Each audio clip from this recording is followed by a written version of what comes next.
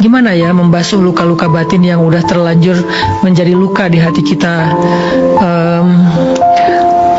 Kalau mau ideal nih ya, coba teman-teman mulai bangun dulu kesadaran bahwa tidak ada luka yang terjadi dalam hidup kita kecuali itu adalah takdir Allah.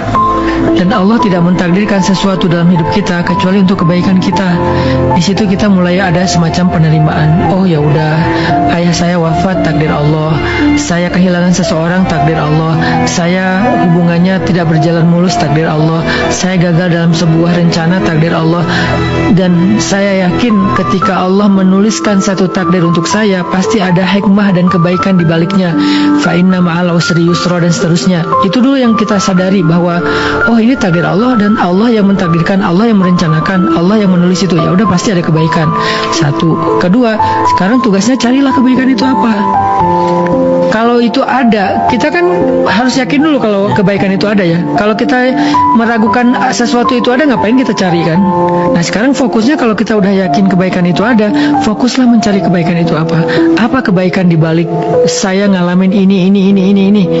Setidaknya kalau kebaikan itu bukan sifatnya materi, sifatnya lebih kepada apakah kebaikannya adalah saya jadi lebih rajin sholat, ataukah kebaikannya justru saya menjadi orang yang lebih tangguh, apakah kebaikannya justru sabaran saya ini ketika saya mengalami luka, saya sabar, nanti Allah akan menggantikan luka itu dengan kebahagiaan di masa depan. Pasti ada, nggak ada luka yang gratis, nggak ada ujian yang gratis. Setiap kali Allah kasih ujian luka dalam hidup kita, itu dibayar sama Allah. Kalau kita ridho dan sabar, pasti dibayar sama Allah. Jadi tugas kalian adalah menemukan itu aja atau menantikan itu aja. Nggak ada yang Allah kayak yukhzikallah atau yudayyi'ukallah, nggak akan terjadi. Allah nggak akan ngecewain kamu, Allah nggak akan menyia-nyiakan kamu. Itu janji Allah di dalam Al-Quran, di dalam hadis. Jadi teman-teman, satu, nggak ada luka yang teman-teman rasakan kecuali Allah yang takdirkan itu.